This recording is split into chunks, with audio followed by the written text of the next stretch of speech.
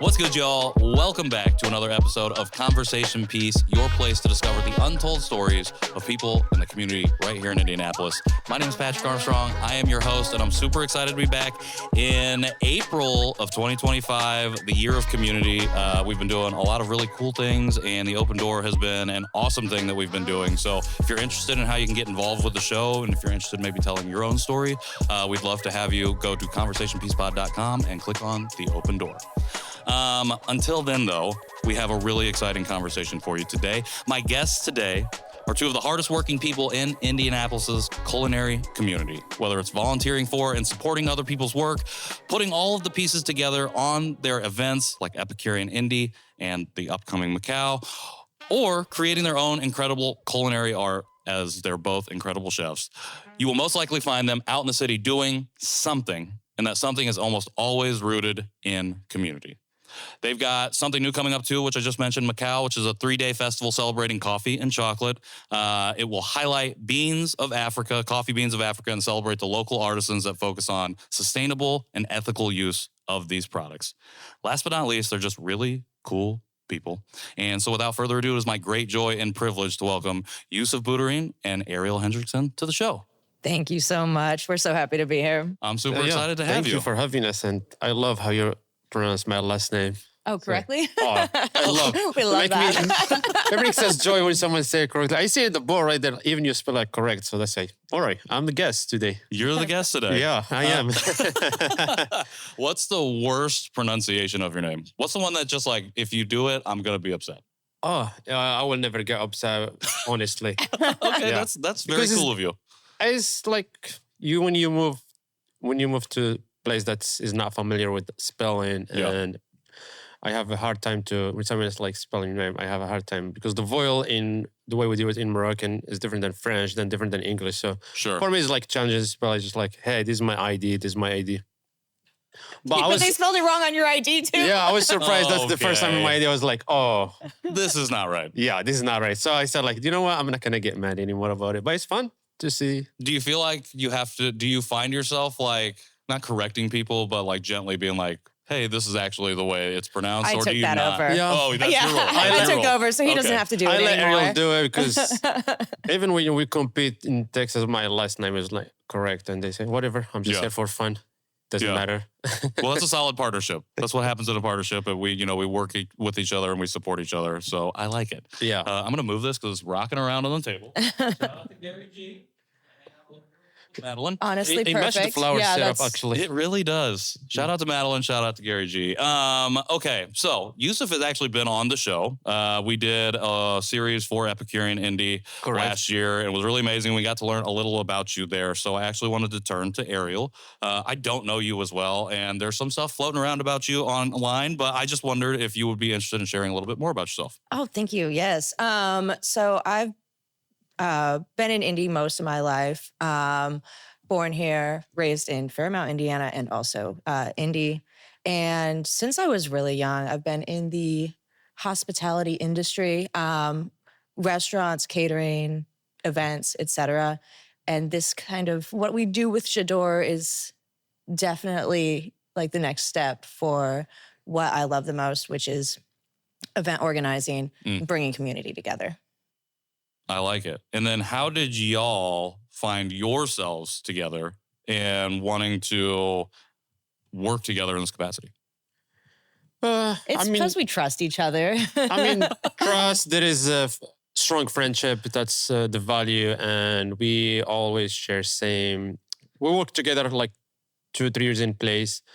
And we try to create the community, hospitality, being nice to each other. Like I work in a lot of kitchens here in Indiana. Like there is no way people say hi to each other, good morning or goodbye. That thing annoying me, even a small thing, but I want to bring the hey, good morning. Hey, sure. Goodbye. morning, chef. Yeah. How's it going? So I Welcome like to work. Yeah, it's not just you're just the robots going in. Yeah. Like there's like no. people that come in and you fill these spend positions. so much time at your, wherever you're employed and with Yeah. the people you work with. Be kind to each other. Make it enjoyable. Yeah, For everyone. for sure. Yeah. So I remember she served me the first time at Tinker Street. That was my first Almost dining. 10 years Yeah. ago. Okay. And that time I don't speak English at all, pretty much. But she was really like genuinely explained the menu. She remembered me next time. Then we just hi, and we become friends, and we went up working together. Then that place has a lot of drama. We left, and when I get back, I want to create something, whatever I grew up back home, like hospitality, just be genuine nice. And since you live in a small town, a lot of people just talking. But all right, you talk about what are you bringing to the table? What are you bringing to the community? Not just like sitting behind your computer phone as write like bad reviews or bad comment. That's it. Like how to make the changes, how to make the move. Yeah. Then I will be the subject, not like someone just talking. I'm gonna do it. Then I'm gonna let you talk about it, for example. So yeah, we create the J'adore. A lot of people think it's just like pastry, but it's not. We do a lot of food, but we do like more how we can highlight people for behind the food scene in Indiana. Sure. Especially like as immigrants, we try to highlight all the minorities, immigrants. That's our priority first. And also there is some really strong female in the industry that's Ariel and I try to highlight in the food, in event we do. And that's why we create Epicurean, and it opened the door for us to create more and open our eyes that there is a lot to do in Indiana, actually, in community field. So that's why MOkAO come up, and there is more event coming up. And Ariel, she's always for the ride, and I love that about her. Was there something about, so first meeting 10 years ago, just as like you're serving, like at a restaurant. And it's like, and then it wasn't really until I think you said recently, a couple years ago, that you like with J'adore specifically started to like work together. Was there something specific about Youssef that you were like, I want to do this with this person? Like we have to make this happen together. Well, he asked me, so that's a good reason. But yes, yeah.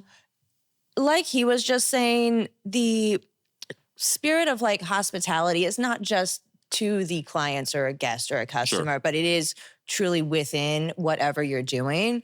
And I'm super aligned with that. And also, it's impossible to not be attracted to Youssef's absolute talent, like the creativity, the drive.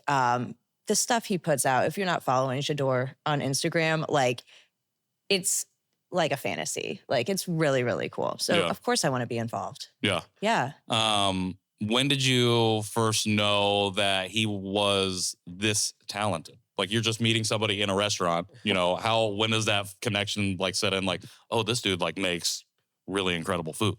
Well, it was Tinker Street was amazing, and Rachel was the sous chef, and she knew him and what he did. So pretty early on. Yeah. Yeah. I feel like you have a reputation that precedes you a little bit in the food, in the culinary world. I mean, I take pride of whatever I do. I'm passionate, and the food shows. Like our main income is like we cook at people's house, and we never post about it because people hire us just through the group. Yeah. Oh, we love whatever you guys do. That will hire. So we keep like people booking us for their private dinner, and our focus is like just Mediterranean food. But in our Instagram, we post about more dessert because I feel like that's what Indiana missing a lot, like the last touch of hospitality.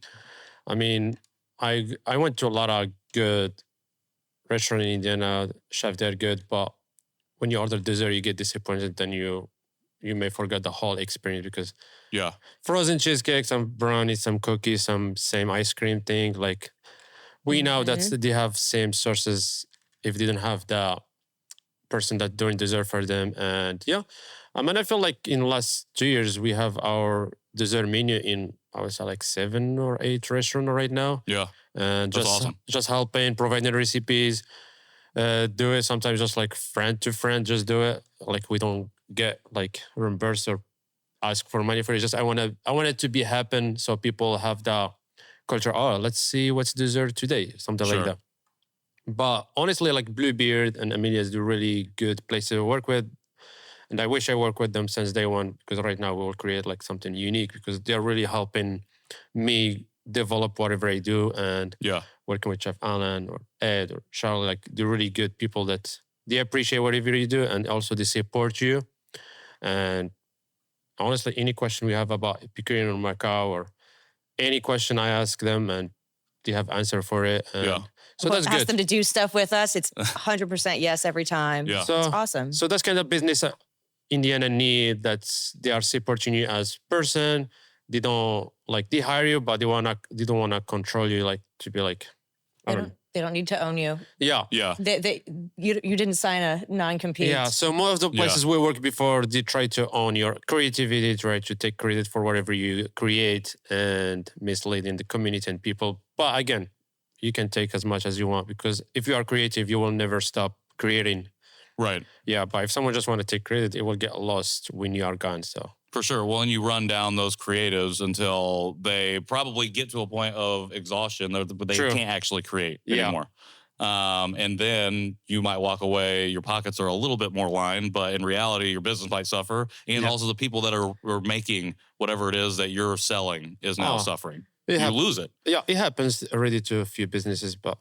Yeah. But it's not just in the food scene, it's a lot in any creative side, like artists, not just in the food. Like if you are artist, you are artist. If you are creative, you are creative. That's it. There's nothing else behind it, I believe. I mentioned culinary a lot, and I wrote it down a lot in my notes, but y'all said hospitality, and I forget that like food service fits under that umbrella. Is that right? Mm-hmm. Like that, where that fits? So I actually want to ask about that. Is like, what is the, I feel like, because that's just how I think about it, and I don't really think about like hospitality. When I think about it, I think about hotels. It's a very general, sweeping idea of what it is. But what is like, can you give a definition of just like what hospitality actually is, and then maybe like what a big misconception of what hospitality is? Because I feel like it covers a lot more than what people normally think, and that involves like a community of people, not just, oh, I work at a hotel, or oh, I work in a restaurant. Does that make sense? Right. Yeah. I mean, I use that word because I identify with it. That like the food is not it. It's not the service. It's the hospitality, which is kind of a spirit of understanding people, setting expectations for them, and then over-delivering. That's how I think of it. And that's in communication, planning events, showing up, just the way you interact with people, how you make them feel, the quality of the food. Yeah. And that, I mean, it goes even way back to before anyone's cooking. Like, what are you choosing to serve? Why are you choosing to serve? Why are you supporting the people making that product? How does that kind of affect our community? It's the connectedness for me, I think. Yeah. I mean, it has to be it's something genuine. It's something that you will not take it at a school or something like hospitality. It's something genuine, like how you are with people. I mean, if I talk about my personal experience, like the way we grew up, we are always like hospitable, like born in like in farm or something. You always genuinely connected to people, to nature.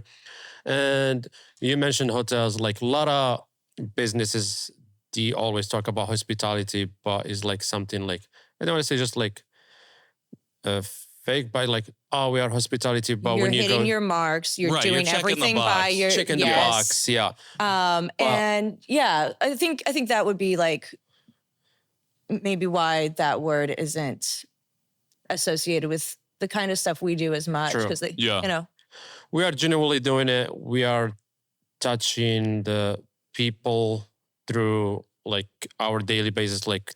We are nice to you. We are involved you as much as possible. We never expect something back for the other businesses. I'm gonna do hospitality, check the box.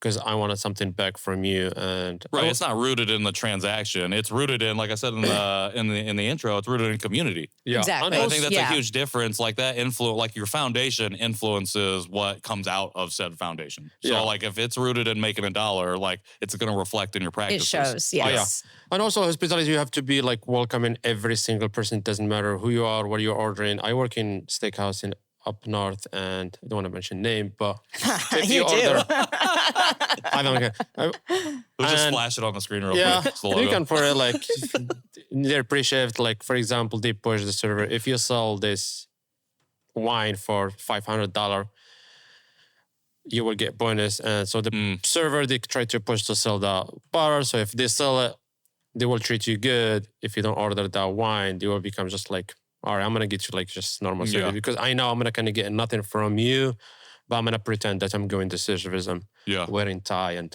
looking clean, but it's all just like, I don't want to say fake, but it's just all like chicken the box. It's calculated. Yeah. And Sure. so you can teach that, you can train that, Right. like It's repeatable. yeah, you can you stick make to a the person system. expendable because then or replaceable. Right. Yeah. Yeah, and it's easy. But And when you're coming from like a desire to connect and take care of people and bring positive experience, I think there is just a really rich authenticity there Sure. that that we're really responsive to. And I think that's why we're such a good team, why we connected in the first place, is like we both value this Yeah. way of working, way of existing, way of interacting with people. Yeah. yeah. And also like, keep going. I I mean, in Go the same ahead. place, like if guest is person of color, he will not get same hospitality because Well, And- immediate bias. Oh, yeah, there is I'm always- assuming about you, so I'm going to treat you Yeah. based on my assumption. true. Which is There not is, based in reality. there is like religion, some really huge doctrine in Indiana, they are Muslim believe they don't want to eat pork, but we need to know that you will, the service will be different. Sure. It will be limited. It will be just like, so I understand there is, everything is like Ariel said, is calculated, but hospitality has to be genuine. I don't care who you are, how much money you have, what service. I'm here to provide you the service that's like you are home, feeling comfortable, ordering whatever you want to order. And yeah, so it's kind of like a lot of calculation behind it. But we try to create it as who we are and Right. driving it the same direction. And I feel like we have a lot of reception from that. And also like people said the guest is king, but if you don't treat your employees right, or if you don't starts give, from within. Sure. yeah, if You you don't, can only like have a great experience somewhere if the people who are working there enjoy working there and Sure. enjoy being around each other. then after that we can look at the guest. But because if I'm happy at work, I will definitely give good service because I'm really Right. happy. It's easy. Yeah. Then it's easy. So the guest, you will see that just through your face or through their service or genuinely or just the way you say hi. Like not like, oh hi, he's been here the first time you're is it Oh, your I first hate time? a spiel. Nothing I hate Oh. more than a spiel. I get don't care that. if you read it or have it memorized. I don't want to hear it. Okay. So I've spent a fair amount of time working front of house stuff. Uh-huh. And I'm sorry I got off the mic there. And I feel like I was so focused on making sure I had everything memorized that I couldn't not do a spiel. So I totally understand the not wanting the spiel part, the aspect of it. Does that just read inauthentic? Even if that's the way they do it, or like what is the what is I mean, I take it personal as a diner because like I don't eat at home much. Sure. So if I walk in and they're like, and these are our specials and this is blah, blah, blah, blah, blah. Like, you don't know me at all. You're not interested in knowing me. You're just I okay. actually, like, you don't need to explain what that fish is to me. I know that already. Yeah. So I think if you just kind of walk in, catch the vibe of your customer, see Yeah. what they're there for. Because I don't eat normal either. Like, we eat like snacks to share Sure. constantly. So like, I probably don't need the entree. Yeah. Or you've been there like 2 days ago, then you talk to them and when you come back again, same speech, Have you same been here special. before? Right. They've forgotten you Yeah. had Yeah. been there even. Yeah. So that's like kind of hospitality is like generally you remember your guests, you remember names. And that's why going back to MOkAO, we bring this coffee shops that's really community driving because most of the coffee shop we invite, they all know what I drink. They all know my name. And like the video from yesterday we post from Rubble, like he mentioned the right thing. Yeah. He mentioned that if I see people I remember, I know what they're drinking. Before even they get to the register, his drink is ready. Yeah. So that's hospitality, genuinely hospitality. That's I don't have to think about it. Is sure. I mean, it's true. connecting Like with people. Like one of the coffee shops, like if I go in, I'm like, I'll get a cappuccino, and they're like, and a cortado, right? Like, because that's what he drinks. Yeah. I have a few of those relationships with some places here. Yeah. Because like I grew up in a small town, and so there were not many options, and so it was like a point of pride and I guess privilege as well for me to become a regular. And so when I became an adult, like I am a creature of habit in that way. And so like I will find the diner or the coffee shop or the place that I really like to go, and I would be there a lot. So sorry to Patachu staff who now knows me very well over the last 2 weeks because I've been there a lot because I've had to be over here for a bunch of different reasons. And now, but it's just like, that is part of it. And I like the team over there because they remember me. Yeah, they remember and now like the order that I get because I do get a specific order, and it's like, but there is a level of relationship built. Yeah. And not just like, they're just like, oh, hey, like, and here's the omelet of the day or whatever. Like, I was just here yesterday. I felt like it was probably going to be the same omelet. True. So, okay, I know we're about to talk about MOkAO, but like now I'm really interested in hospitality. And the idea of it made me think about how, so I talk a lot about Asian America, and like the term Asian American didn't actually come around until the 60s as a way to not generalize all Asian people, but to bring together the disparate Asian diasporic communities to be a better like umbrella rallying cry for us to be supportive for the Black Panther Party and civil rights at that time. So it's not about generalization. It's about taking the specific groups and giving us a stronger, like a cohesion. Strength in numbers. Yeah, exactly, to work together. And now like I'm thinking about hospitality is like, it's not just, again, one thing. It's a bunch of specific people with specific skill sets and running specific areas coming together to create an experience for people that hopefully you walk away from and feel like that was awesome. When I come back to Indianapolis, like I'm going to make sure I do this, this, and this. How much does that culture of hospitality, how much of that is shaped by the city or the town or the infrastructure itself, from like a macro level to the micro level at the business? Like how much is the city's version of what hospitality is, how much does that shape or influence like a business's I would say version of hospitality? 100%. You mentioned Asian American or African American or Middle Eastern or Jewish or Muslim or whatever. Those categories build the city tremendously in culture-wise, in hospitality. Like when you go to Chicago, New York, there is like Chinatown exists already. Sure. Because of hospitality, because the city is welcoming this community. And when you, like, for example, going just to Chinatown, when people move in, they're always looking for their community, for the people, because the language, the culture. Yeah. So they build their community and they become like touristic destination. And that's what we are missing here in Indiana. Like we heard, I always say that Hoosier hospitality, but as immigrant, one of them, I never feel it. Because when I was talking French or a little bit English, I just got here. Yeah. Can you help me a little bit? Can you meet me halfway? I'm trying to, like, let's say, you need to speak English. Okay. I don't born English speaker. So now I'm practicing. I speak 5 languages already before. I'm going to add this to my plate. I don't mind adding it, but can you meet me halfway? Yeah. And that's what Ariel... Speak slower. It's easy. Right. And I was laughing, not because like I was laughing at the thing. I was laughing because you're like, I already speak 5 languages. I'm like, America fucking sucks. Like, America sucks. No. But who's curious to know that? I know. Yeah, this guy just doesn't speak English. But we're like so mad at you because you don't speak our one language. Like, I could speak to you in a bunch of other ones. What do you got? And it's like, I don't want to say. It's just like, all right, I'm gonna tell you my point. Yeah. Can you help me out slowly? Then we get along. Like most of my friends now, they are native American and we talk normal because they have the, again, hospitality is not just food. Like all right, I'm gonna welcome this guy. I want to listen to what he say. I'm gonna get his point. If I don't get, can you say that again one more time? And also is learning for both of us, because I'm gonna tell you something from back home, and you say, really? I say, yeah. Then you can learn something. Oh, we've been doing this. I've learned something. I'll tell you that. We've been doing nothing for. So that's part of the hospitality as well. I think, I wasn't here with this word when you asked first, but I think it comes down to curiosity. Okay. Wanting to know you, wanting to know your experience, what drives you, etc. And that, as much as, having a quick bite at lunch or like being really, really close friends is patience and curiosity really just like, I think it's one of like the noblest virtues.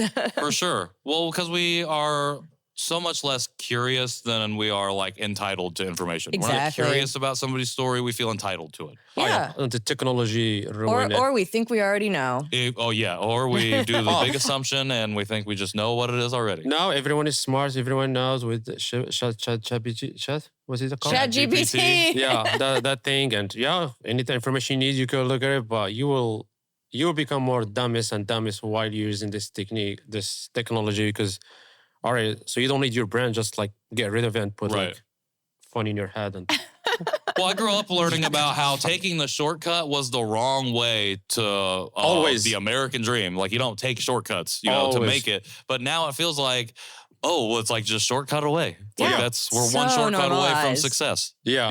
And then the reality is like maybe 1% of people are, but the other 99% of people are not. Yeah. And more you do this shortcut, like you will not be happy because you don't feel that it comes from your... You didn't do it. Right. Because you didn't make it. You didn't create it. You didn't do the work. You. So someone to run you, someone you run your idea. Yeah. Experience being productive, experience overcoming challenges. Like that's really valuable. 100%. To personhood. 100%. Well, that's what we talk about social media a lot now. And it's like social media has not only shortened our attention spans, but it's removed the context because we see only the end result. Even when you're posting like a behind the scenes thing, you're only seeing what we've now compiled together and shown you. Yeah. At the end of the day, you don't see the other 99,000 hours that have went into putting this product together. True. Or all of the work that it takes to get to this point. Like we've removed context. And again, we show a final image, and then that final image is supposed to now be our definition of that person. And it's like, that's like we're stripping the humanity out 100%, of it. 100%, yeah. Yeah. So you talked about like when you were here, when you first got here, Hoosier hospitality outside of maybe Ariel was not very existent. Which I think is sort of very interesting because I would say that almost every single person that we've had on the show that's been a transplant here has commented on how hospitable Hoosiers are. And I think it's really interesting because I think all of those folks are transplants from somewhere within the contiguous United States. And that is definitely plays a role in terms of differentiating that kind of migrant experience from an immigrant experience. It's 100%. My experience, just whatever I say in this podcast is my experience, is my personal... 100%. Really, I don't speak up other people, but like there is Ariel, there is Rachel, there is a few friend local chefs or people that they really show that hospitality. They really know, they really cares about it. And there's others that they don't care. So that's good. But also, I start in the last 2 years with what happened with the other business. I start like choosing with who I will hang out, with who I will be, with who I will share my space, ideas. And I minimize my friendship and my circle really smaller. Yeah. But I found out that is stronger and is growing 100%. Really fast. And later we can even keep up with answering emails, and thank you for doing that. Thanks for doing my admin work. It's the English. No. She said, make sure when you answer emails, put your name. I say, people, they will really know that it's me. So don't worry. I don't have to put signature. I said delete my name from the bottom of the email when you're responding. Yeah. So don't even worry. They will know. Yeah. But I know what I want. I know the message, and this is what I want, and it always works. So I'm gonna keep doing it. I mean, we talk about a lot about like you might be just because you're part of the same community, just because I'm Asian and I'm part of the Asian community doesn't mean I'm in community with everybody in that community. Oh, 100%. And it's like you said, once it took me a long time once I started to go on this journey of my own identity to understand like I didn't need to be friends with everybody, and that was not what the job or the requirement was. It was to find the people in these communities that were aligned with me and the vibes were there with. Yeah. And then that's like who you can really build with. And that's when you really see yourself take off, is when you find the people who affirm you. Oh, yeah. 100%. We have a lot of good people around us to help. And the only thing we are missing so far is just funding. 100%. All the best talent. All the best. Yeah. We're going to get to funding. It's going to be great. But the reason I asked about the Hoosier hospitality is because, or brought it back up, is because I think specifically Epicurean, but now MOkAO, like you're still here, even though your experience was not one where you were like, felt welcomed. You're like, fuck it, I'm going to do it anyways. I'm going to stay here and I'm established. And you've done that. And now you're creating events that are bringing quote unquote Hoosier hospitality to other people who maybe had a similar experience to you, where 100%. They didn't feel it. So we've talked about Epicurean. If you want to go to online and check us out. You can see all the interviews that we did with the amazing chefs and artists that were part of that event. But we're at MOkAO. So I was wondering if y'all could just break that down a little bit. I gave a quick 1-sentence summary of what it was, but tell us what's going on. How did this come about? And give us the details. I mean, as a chef, pastry chef, I've been to many festivals in Europe and Africa. It's about chocolate and coffee. And also growing up with Morocco or France, we have like coffee shops like from 8 a.m. till 8 p.m. So it's something culture. And that would be great. Yeah, I know. We got one. But when it's like 4 or 5 and you're like, I could use another. Oh, yeah. So it's something culture. Like most after work, we always go to coffee right between 5 and 8. And because we are not like bar culture. We are just coffee culture. We're going straight to the bar. Yeah. Here we go, brothers. Beer. No, everyone's drunk. But this coffee, it builds sense of community every day. And that's why we try to highlight here, because I feel like most of our ideas meeting, it happens to coffee shops. Then we meet mutual people through coffee shops. And sometimes we have coffee meeting with someone, and someone walk in and say, oh, do you know Youssef and Ariel? Oh, do you know this person? Then we connect and, I heard about you. Let's have meeting soon. I will have something for you guys. So it happens every week. So every single time we're out. Yeah. So we try to highlight the coffee shop really in the right way, but also since I'm pastry chef, I want to bring chocolate related. So we're doing chocolate art and coffee sourcing with this year we're highlighting African coffee bean, chocolate bean, vanilla bean as well. Even the wine, we're doing wine dinner Friday that was sold out right away. And we have like really 6 talented chefs in Indiana doing 6 courses. Each course has to have either chocolate or coffee element in it. And we're doing wine pairing from Africa, South Africa, or Morocco, whatever the sommelier they are sourcing, like Amanda from Sololi, Jared from Vida, and Jane from Bluebeard. And now she's creating her own path.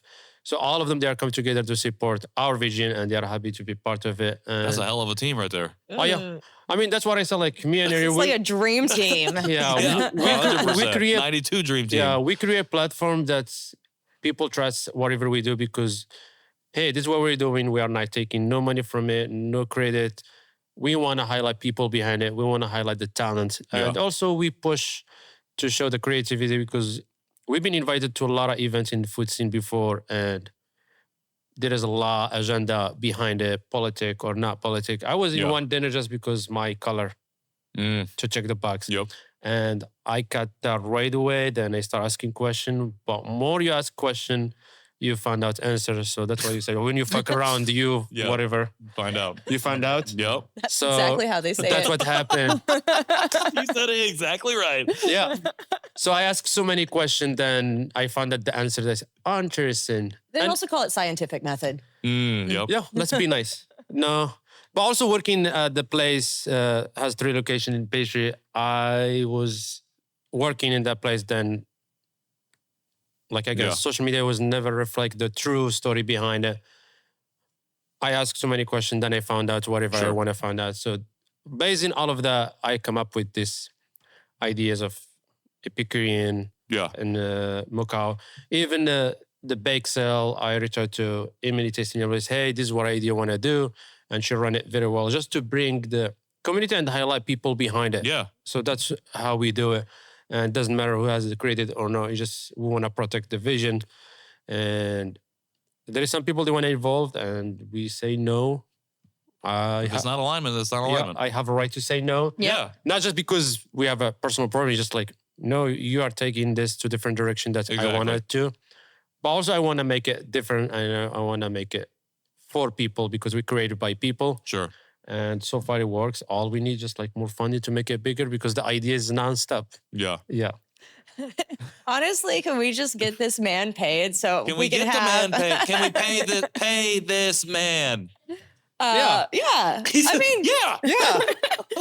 But also all these events, for all these ideas, yeah. all these events, only one thing inspired me to do it is Butter Fair, Barworks. I was there, I think it's their second year. But when I said that, I was like really excited about it to see the amount of artists, people of color, they are fighting for whatever they're doing. Yeah. That inspired me that, all right, if this happen now and Indiana need it, I take a minute something for my own product, my own people, and they inspired me to do it. So shout out to Butterfair as well. They proved there is an audience. 100%. Exactly, Gang and Fair. And I want to do that for my people. And again, if they want to join me, they can join me. If not, it's fine. But I'm going to keep driving with people help, support. I think is win for us and is win for Indiana. Yeah, for sure.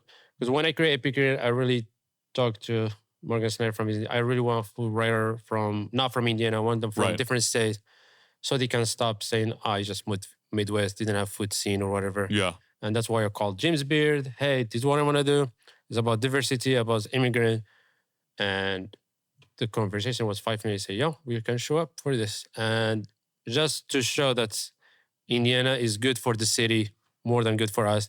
And good for the future immigrant that they are coming to bring something creative to the city, and it will help develop in the city more than it is. And so You want to keep going? no. I mean, I'm just answering question with my speech. I mean, no, I love it and I appreciate it. We've mentioned funding a couple times, which is always necessary to do anything. I know you're like events management person, like that's something that you're really involved in and like to do. And I'm wondering, I don't know if this is going to help people kind of understand why funding is necessary, but if you could kind of break down what it takes to pull something like this together. Epicurean came together, for people that don't know, super fast last year. So when that kind of quick turnaround happens, it can be hard to get funding because it's like, well, we don't really know what's going on. This has had a little bit of like lead time, some build up. Yeah. So I was just wondering if you could share like, what does it take to kind of pull a 3-day coffee and chocolate like community highlighting event together, and to do that with no funding? Right. I mean, so that it's volunteering your time, hundreds of administrative hours. Youssef's doing all of the chocolate art that's going to be on display, all out of pocket. We have several people, boots on the ground, social media, all volunteering their time, which we're so incredibly grateful for, but it's not really our philosophy that we'd ask creatives to work for free. And then, I mean, just equipment, stuff, materials, supplies, like you can't have bare walls. Right. So and we are lucky. tons. We are It's lucky. so much. We Lucky have this great year. We have collaborators. Casey from Polish Market. She's helping in the PR. We have Tomorrow Bookstore Jack. He is helping us connect us with the right people, and it was tremendously good help.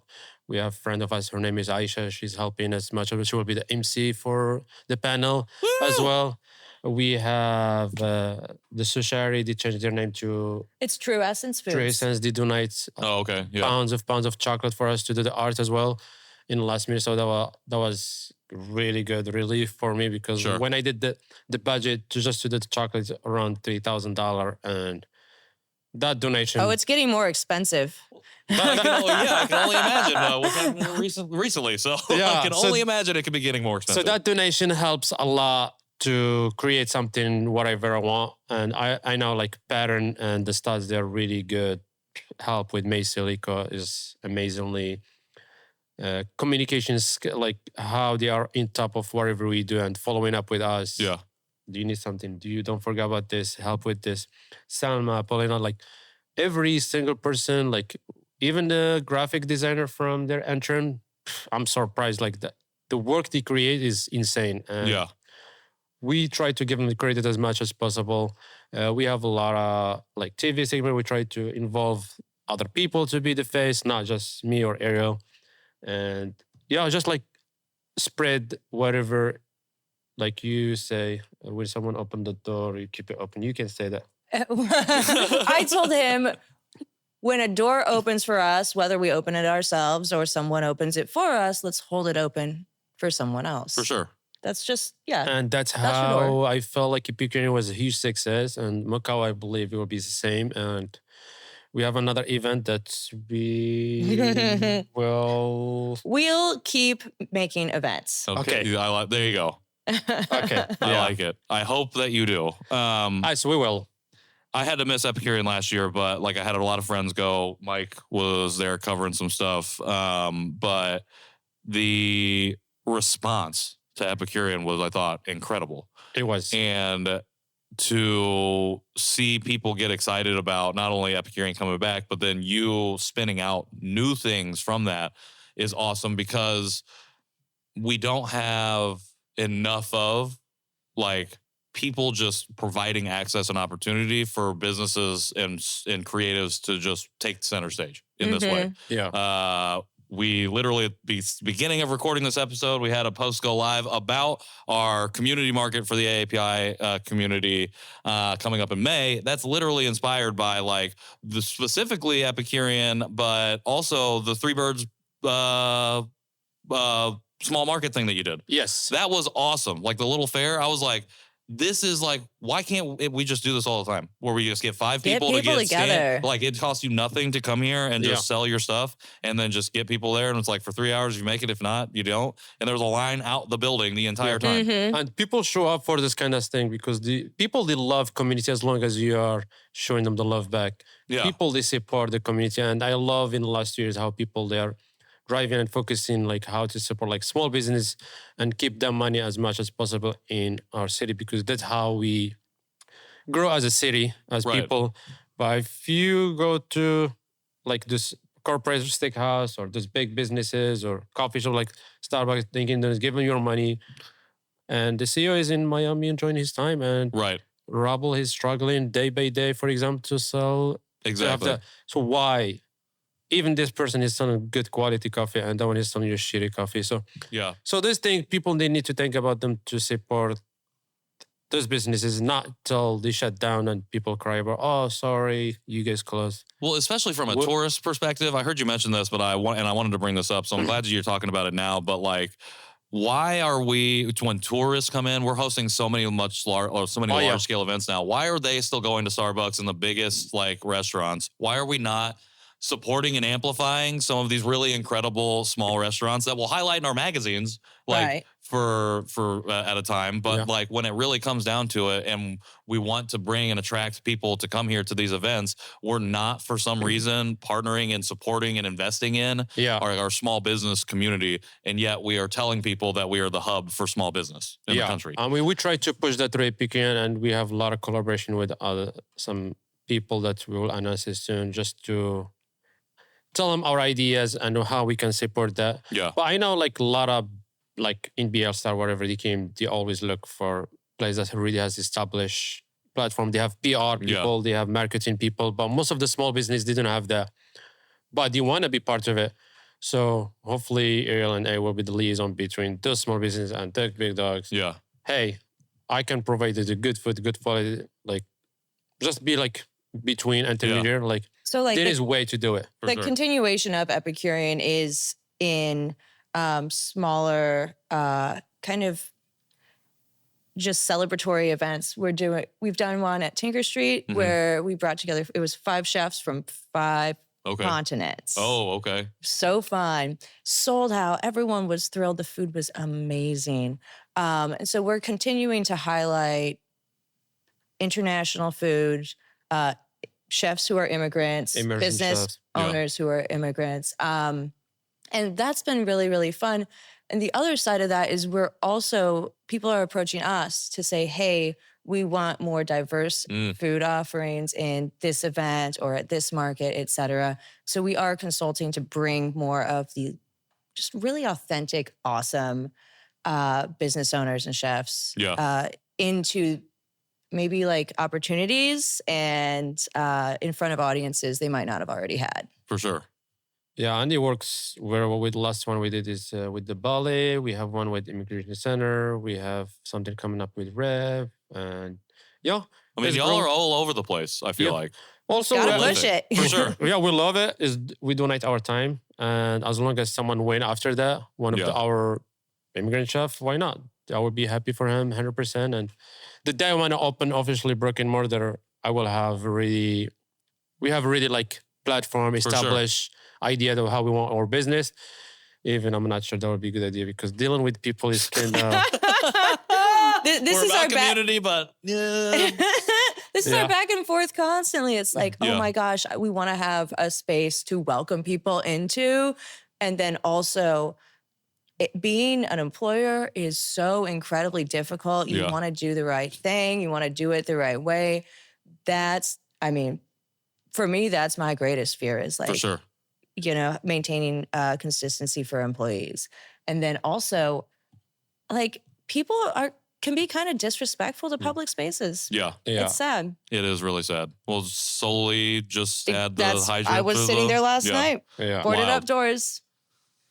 Hurts. It hurts. It does hurt. Not that this is a great segue, but I'm going to use this segue, a negative example of community, to segue into a positive example of community because we have a recurring with the theme of the show this year is community. And we've talked about it a lot. Like I even said in the intro, like the work that y'all do is rooted in community. I think one of the reasons, like of many, that you're not in a brick and mortar yet is because you're supporting other people. You're in other people's spaces and like helping them live and realize their dreams. And I think that's utilizing privilege in a way that a lot of people don't know how to do or understand. Wow. And I think the way you model doing that is incredible, both of you. So I think I'm just really inspired by it. Thank you. However, insight. I bring all of this up because, again, we have a recurring segment on the show called Give Them Their Flowers, where we ask our guests to shout out a person or entity or many peoples that they feel like deserve their flowers at this time. So I wanted to ask you both, because you're here as a duo. Youssef, could you give Ariel her flowers? And Ariel, could you give Youssef his flowers? Aww. However you want to do it, in whatever order you want to go. And the floor is yours. Oh, of course you want me to start first. I want to understand. He goes, I want to understand. Yeah. What are you thinking? What do I think of you? Yeah, no, just say it. Just say it. It's fine. I think I'd like to recognize Youssef for truly setting an example on how you can love your community. You always have the next person in mind to bring along with us or suggest for an opportunity. I think it inspires me constantly. And I think way more people should follow suit. Thank you. He looks a little shocked. He's like, I didn't know what you were going to say. Well, no, I mean, it's always banter. Yeah. Like I'm always yelling at him. That's my This is true. Like I feel good about reading people's mind, not reading people's mind, but I like to choose the right people to drive. I know what you want and what you're thinking. No, I become really choosy and I know who's people to get involved. And so we, like Epicurean, it blow up through social media because I told the team, these are the people I want to highlight. Yeah. Even when you ask me for the first time, hey, this is the chefs I want to highlight. Yeah. And people like, oh, I never know that's Samir from Nice Bishra. I know is Tyler is the chef at Tinker. You know what I mean? Yeah. Or Ash, or like people they get to ask question like when we did the Jorita's video and I request Gabriel, Esteban, I said, yeah, let's do it. So we try to highlight people that they're really doing cool things, but they're always behind the scene, but they never, it's not people they don't know them, it's just like they never want to be. Yeah. Well, they've probably never been asked either. Yeah. So. Or that. Yeah. So we push that all the time. Any chance we have in the TV or product, we try to push other people like, hey, can you be part of this? And it works. And yeah, oh, thank you for noticing that. He just gave himself flowers. Oh no, he took it a man. All right, now you got to give Ariel her flowers. Oh. I wish if I start You caught first. him avoiding it. I wish I would have started first. I wish if I start first. That would make it easy for me. Oh. I mean, Ariel will give her Majorel Jordan, not just flower. Majorel Jordan is like one is a huge flower shop in Marrakesh. So she's a good friend. I love people respecting the friendship. Yeah. And the trust. Because people are, as my friend, my buddy. But like respecting the friendship is really meaningful because my private life, I keep it separate as much as possible. And to have that with someone work with you every day. And a lot of people are you guys dating? We are not dating, but I don't care what people Never say. have, never will. Yeah. This is like my brother. Yeah, for sure. So to put her in that situation that she will have been asking the same question, that's not that easy. Yeah. And also, when I moved, so when drama happened, I went to Europe. Then when I get back, she's one of the first people got my back and helped me like figure out a lot of stuff. When I start asking questions, then I found that stuff. She's the first person answered the questions that I need to know. That's the true beginning of J'adore, was like shaking off the old dust Sure. Yeah. from a previous life. And then You trust the wrong people. Yeah. Now you Yeah. trust the right people. But, Then I mean- how it starts. Yeah. Yeah. some documents are hard to read. So Yeah. For sure. I'm here to help. I mean, and it only takes finding that right connection to then launch into something beautiful. And y'all, like, just from that one meeting at the restaurant at Tinker Street, and Yeah. just like that, look at what has been born out of that. Oh yeah. Whew. And there's more coming. We get mad at each other many times, but It's always. That's why you're worthy of not just a flower, a whole shop. Yes. That's why you're worthy of it. Aw, I mean, yeah. because He I have smashed my ideas. croissant this morning. yeah, I have ideas that He said, I that's how you eat it. yeah. Exactly. I love it. Yeah. It is like family. Yes. Yeah. And because of that, we created a really good community like you guys. Again, I always bring Macy and Baron, whatever Yeah. you did done for us is incredible.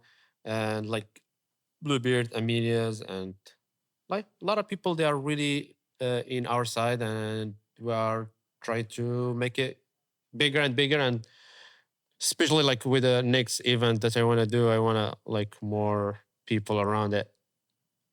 Mhm. Those we will continue doing events. We will continue doing So events. you will see us here often for sure. I love it. We have well, I appreciate you sharing nice words about each other. I I appreciate that question. That was 100%. really sweet. 100%. I actually have one more for you on that.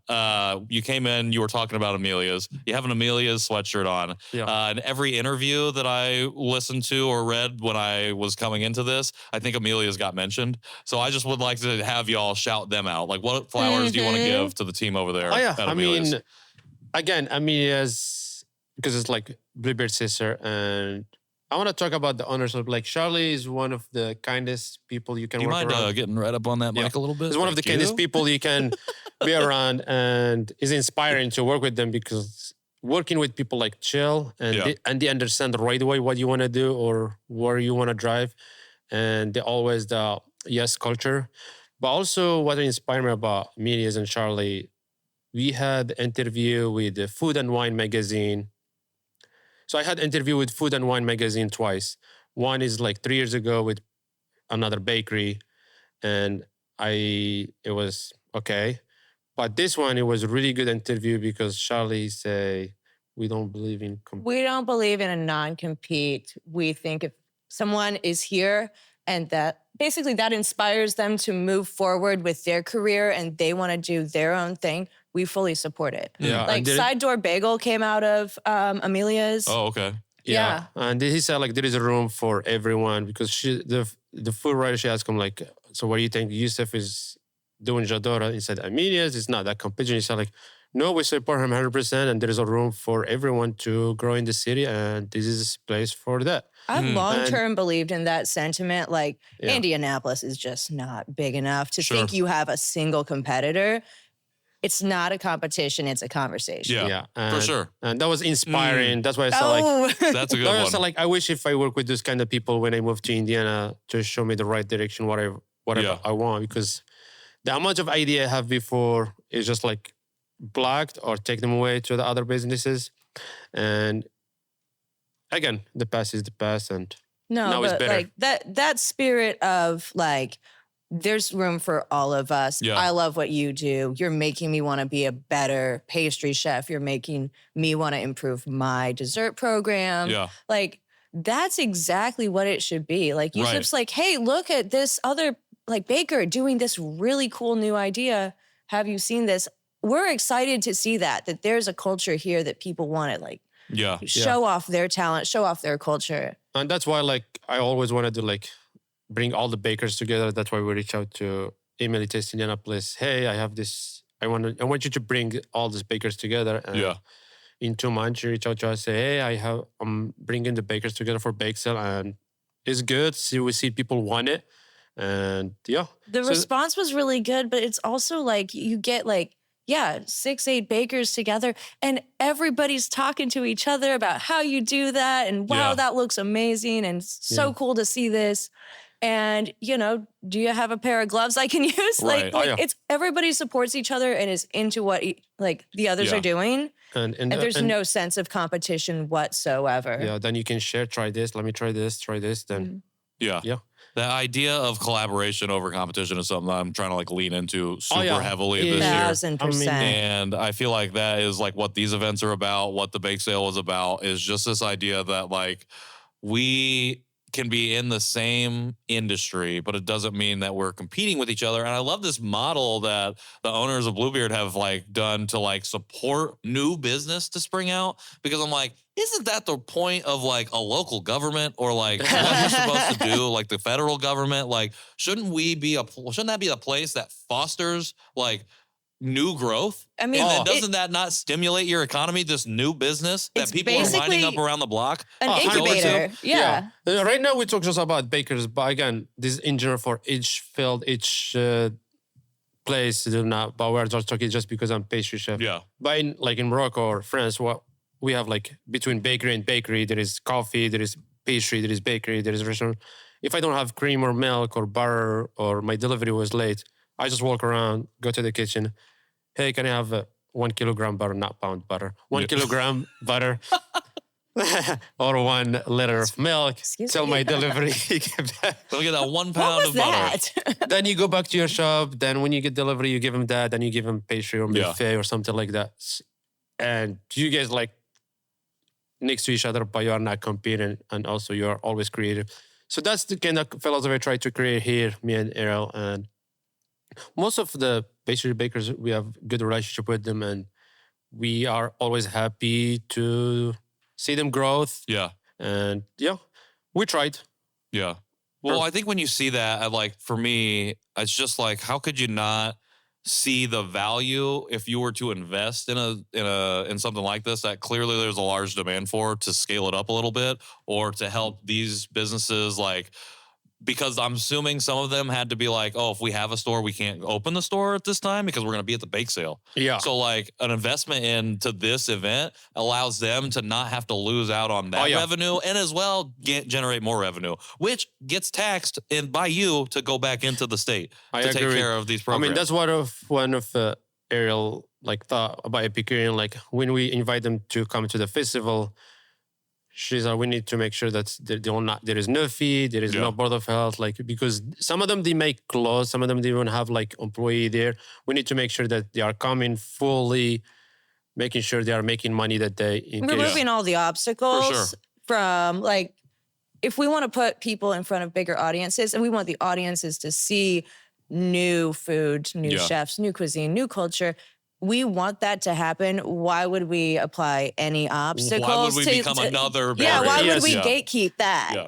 So that's kind of the spirit of like how we handle our vendors and For sure. people collaborating with us. Like, I don't want it to be more difficult for you. You spend more out of pocket just to come to my event? Absolutely not. Like, yeah, there is some big event like Zupilation, like Taste of Caramel. It's fine to say names. It's fine, like Swings, whatever. Just you go there and he asks you for thousands of samples, and they say for exposure. Then when you go there, people just grab by. They don't look at you. They don't look at you. They don't look at your face. They don't say hi. Yeah. Where are you guys located? Oh, this tastes good. Where's the location? Do you have business card? There is no way you have this conversation. So what's the point? Sure. Exposure. So you are just using chef's name because they are nice people to promote your business or your event or that's all their reason. But there is some event like that we do it because we love people behind it and the way they care, and especially Ray, we always say yes to it because we always get support from Carol and like highlighting the chefs and try to put them as a star, like the name of the chef, they try to make the experience so good for anybody participating. Sure. Like, before same even with Corks bringing and the guests. Forks, Rev. I mean, those are our top 2 favorite events to be at. Through the emails, you know that people, they want you to be happy. Yeah, they want you to have a good time too. Well, they're empowering you to bring what you do to the experience. Yes, exactly. And they highlight that, and we always felt happy to do it again and again and again. So that's why like we try to do Epicurean, like any obstacle or anything that may not help the chef to come to our event was the point. Yeah.